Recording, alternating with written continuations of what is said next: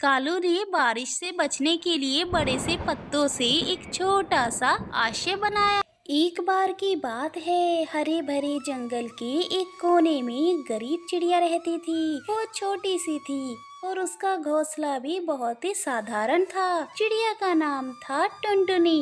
वह अपने घोंसले में अकेली रहती थी और दिन भर खाने की तलाश में इधर उधर उड़ती रहती थी। वो बहुत ही मेहनती थी, लेकिन उसके पास हमेशा थोड़ा ही खाना होता था। जंगल के अन्य पक्षी अक्सर उसका मजाक उड़ाते थे, लेकिन वो हमेशा हिम्मत बनाए रखती थी। बरसातों का मौसम आ चुका था। टुनटुनी ने अपने छोटे से घोंसले को अच्छी तरह से पत्तियों और तिनकों से ढक दिया था, ताकि बारिश के पानी से उसका घोंसला सुरक्षित रहे। लेकिन बरसात के दिनों में खाना ढूंढना और भी मुश्किल हो गया था। एक दिन जब बारिश बहुत जोर से हो रही थी, तो टुनटुनी अपने घोंसले में बैठी सोच रही थी कि आज वो क्या खाएगी। उसके पेट में जोर से भूख लगी थी और बारिश की वजह से वो बाहर भी नहीं जा सकती थी। अरे, ये तो बारिश बहुत तेज हो गई है।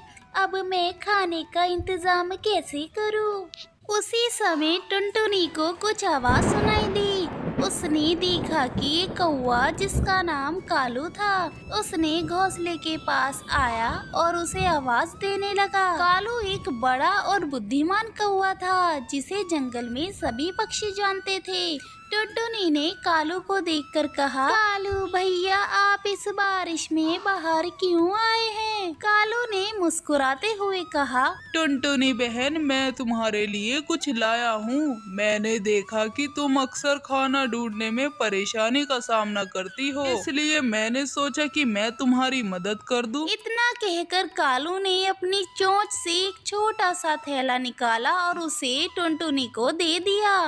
टुनटुनी ने थैले को खोलकर देखा तो उसकी आंखें चमक उठी। उस थैले में मैगी थी, जिसे कालू ने जंगल के किनारे से एक रसोई से उठाया था। टुनटुनी ने कहा, कालू भैया, ये तो बहुत ही अच्छा है, लेकिन इस बारिश में मैं इसे कैसे पकाऊंगी? कालू ने हंसते हुए कहा, अरे चिंता मत करो टुनटुनी बहन, मैं तुम्हारी मदद करूँगा। मैंने सुना है कि बारिश के दिनों में मैगी पकोड़ा बहुत ही स्वादिष्ट होता है। चलो इसे पकाते हैं। टुनटुनी ने सोचा कि ये तो बहुत ही मजेदार होगा।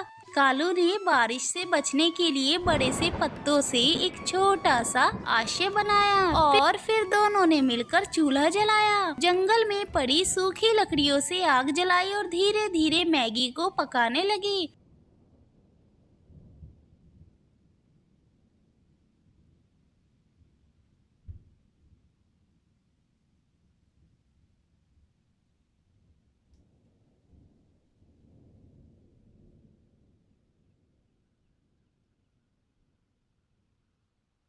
कालू ने कहा, अब हमें इस मैगी को पकोड़ों की तरह बनाना होगा टुनटुनी बहन। टुनटुनी ने कहा, लेकिन हमारे पास और कोई सामग्री ही नहीं है कालू भैया। अरे टुनटुनी बहन, तुम क्यों इतना परेशान होती हो?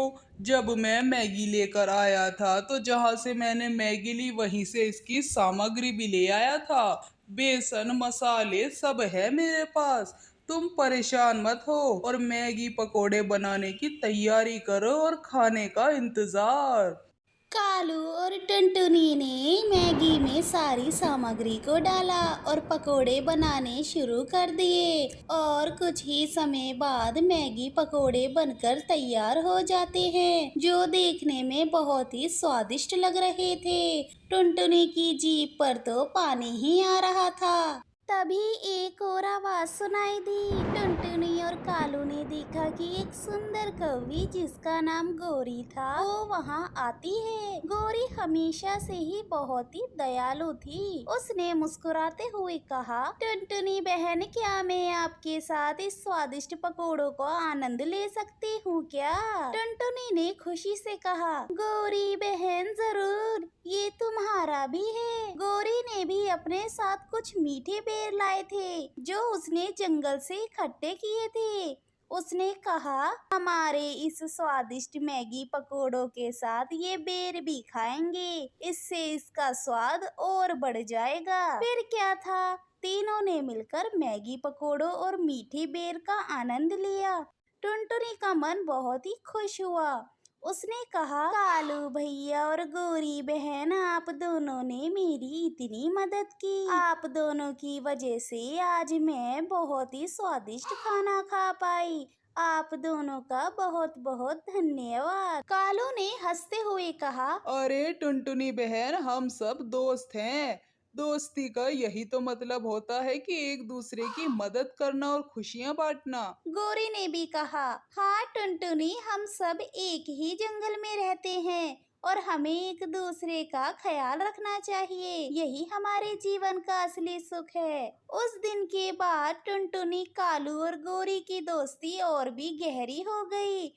वो अक्सर मिलते और एक दूसरे के साथ अपने भोजन और कहानियों का आनंद लेते। टुनटुनी अब अकेली नहीं थी। उसके पास सच्चे दोस्त थे जो उसकी हर मुसीबत में साथ खड़े रहते थे।